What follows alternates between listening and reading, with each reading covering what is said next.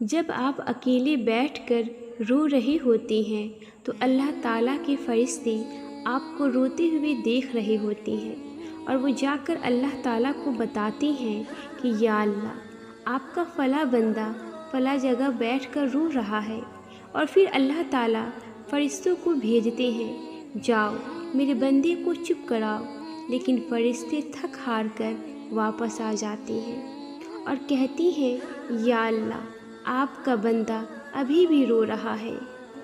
کیا آپ کو پتہ ہے پھر اللہ تعالیٰ کیا فرماتی ہیں؟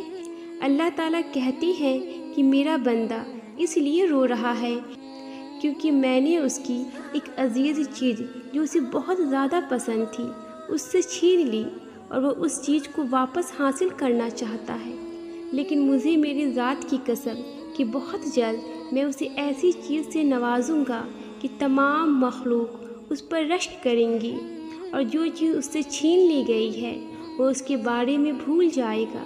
تو دیکھیے اللہ تعالیٰ ہم سے کتنی محبت کرتی ہے کہ جب ہم اکیلے بیٹھ کر رو رہے ہوتے ہیں تو اللہ تعالیٰ اپنے فرشتوں کو بھیجتے ہیں کہ انہیں کسی طرح چپ کرایا جائے۔ تو اسی لیے خود کو اکیلا نہ سمجھیں۔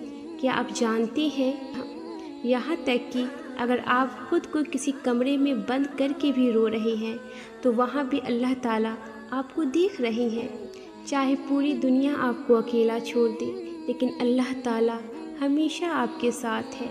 تو صبر رکھیے اور اللہ تعالیٰ پر بھروسہ رکھیے، اور پھر ایک دن تمہیں تمہارے صبر کا صلہ دے دیا جائے گا، تمہارا انتظار تکمیل تک پہنچ جائے گا اور تمہیں تمہاری چاہت سے نواز دیا جائے گا۔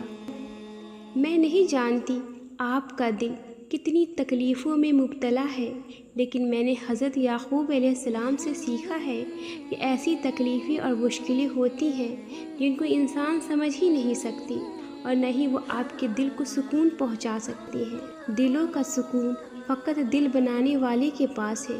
اپنی تکلیفیں اللہ کو بتائی، جو السمیع ہے وہ اللہ ہی ہے جو آپ کو ان تکلیفوں اور مشکلات سے نکال سکتا ہے، آپ کے لیے کن کے موضع کر سکتا ہے۔ وہ نصیب لکھنے والی ذات جو دلوں میں خواہش ڈالتی ہے وہ ان خواہشوں کو پورا کرنے پر بھی قادر ہے، اور وہ وقت بہت جلد آئے گا جب آپ اپنی آنکھوں سے اپنے لیے کن کے موضع ہوتے ہوئے دیکھیں گے۔ اللہ سے اچھا گمان رکھو، وہ کبھی مایوس نہیں کرے گا، وہ تمہیں تمہاری طاقت سے بڑھ کر آزمائش میں نہیں ڈالتا۔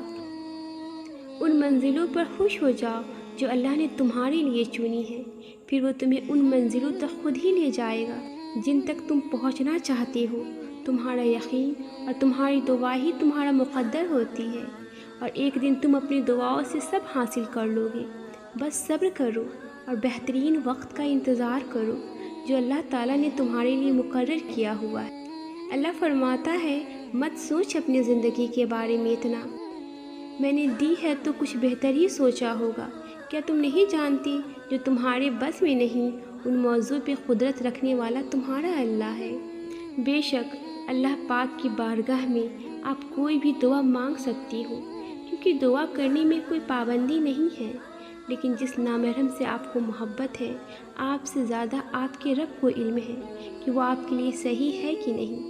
تو ہمیشہ جب بھی کسی نامحرم سے محبت ہو تو اسے اللہ سے ایسے مانگے، اے میرے رب اگر یہ انسان میرے حق میں بہتر ہے تو اسے میرے مقدر میں لکھ دیجیے، اور اگر نہیں ہے تو میرے دل و دماغ سے ان کا خیال مٹا دے، مجھے اس روگ سے آزاد کر دے۔ وہ سوچا کرتی تھی کہ کبھی کوئی اتنی وفا ضرور دکھائے گا کہ وہ اس کے لیے ساری دنیا چھوڑ دے گی، پھر اسے معلوم ہوا سب کچھ انسانوں کے لیے نہیں اللہ کے لیے چھوڑا جاتا ہے۔ کبھی کبھی تو اس کی مصلحتیں مجھے اتنا حیران کر دیتی ہے، آنکھوں میں حیرانی سے آنسو جھلملانے لگتی ہیں۔ مجھے محسوس ہوتا ہے وہ مجھے خود سمجھنے لگا ہے۔ سکون تو بس اللہ کے ذکر میں ہے، چیزیں بس وقتی خوشی دیتی ہیں۔ خدا پر بھروسہ کرتے ہو نا تو پھر کیوں اپنی قسمت سے ڈرتی ہو؟ یقین کرو وہ آپ کو لڑکھڑاتا ہوا دیکھ تو رہا ہے، اگر کبھی